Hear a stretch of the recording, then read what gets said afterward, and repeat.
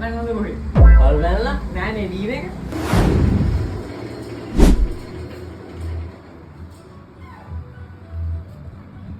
පද්ද බං මොනේ සද්දයකුත් ඇහුණා. මේ කැඳුලා තමයි. හරි හරි අවුලක් නෑ බං මොකක් හරි මැච්චයක් ගාමු. no, no, no, no.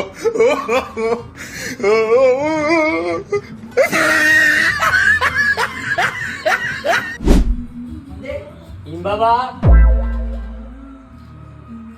ඉම්බබා. ඔයයේ පෙට් එකද? ඒ කටුවයි 22 කටුව අරන් යනවා. නෑ කට දෙක.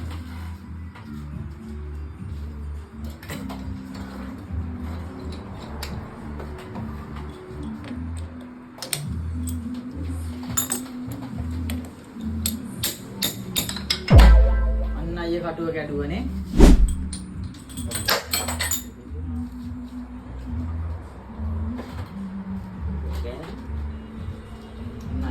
කටුව කැඩුවේ හොඳේ. මේ දැඩුව නැහැ රද්දිනේ කටුව කැඩුනේ. අපි නම් කැඩුවේ නෑ.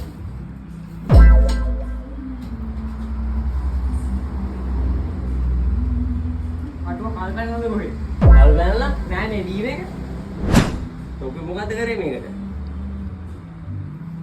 ඉතින් දැන් දටුව රදි කැඩුනේ. මොන මේ කැඩලා තියෙන්නේ? පොල් තෙල්ද කොහෙදනේ?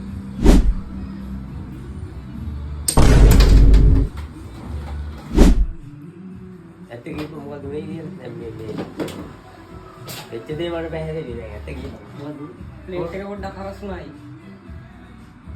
ටික අවශ්‍යයි හරියට මම මේ කැපෙන්නේ නැහැ නේ කටුව මොට්ට වෙලා තියෙන්නේ මේකට ලෝඩ් එක වැටෙනකොට පැත්තට හරස් වෙනවා පොතෙල් දැම්මා පොතෙල් දැම්මා ස්පීඩ් එක වැඩි කරලා තිබ්බා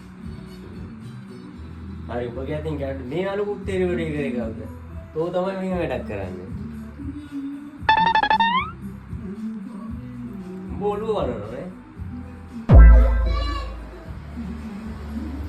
හරි කමන්නේ ඉතින් කඩුව බර ගානක් දෙනවා සැලකිල්ලෙන් වැඩ කරන්න ඕන කූලන්ට් එකක් පාවිච්චි කරන්න ඕන කඩුව මොට්ට වෙලාද කියලා බලන්න ඕන ඉතින් වයිස් එකේ හරියට අල්ලා ගන්න ඕන හරිද ඒ වයිස් එකේ බෙට් එක පොඩ්ඩක් තද කරගෙන පොඩ්ඩක් කල්පනාවෙන් වැඩ කරන්න මේ වගේ එකක් විදිහකට යටින් ලෑල්ලක් කර තියාගෙන පහත් වෙනවා වයිස් එකේ අල්ලනකොට බෙට් එකට යටින් ලෑල්ලක් කර තියලා උඩට ගෙනකොට අනිවාර්යෙන් ස්පීඩ් එක හරියට හදා ගන්න ඕනේ තව තියෙනවා ඉවර නෑ ලෙසන් එක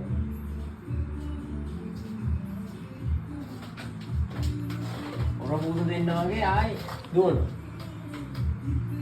කීයක් දේවල් කල්පනා කරන්න ඕනේ හරියට කවුරු සෙන්ටර් කරගන්න ඕනේ දැන් විදපු තවුවන්නේ විද්‍ය හරිද ඊට පස්සේ පොඩ්ඩක් බලන්න හැමින් කටුවර ලෝඩ් එක හරියට දාලා එමිට විදිහට කලබලයක් නැහැ තමන්ගේ අතපය ආයුධ ටික දැන් ඌ වැඩේ කරගෙන යයි. අපි හෙට වැඩ කරන්න මේ තියෙන්නේ. අතපය කඩා ගන්න එපා. හදිස්සි කියලා කියනවා තමයි ඒ උනාට ඉතින් මේ හදිස්සි කියලා එහෙම බෑනේ. හරි දැන් වෙන කටුවක් හොයලා ගන්න.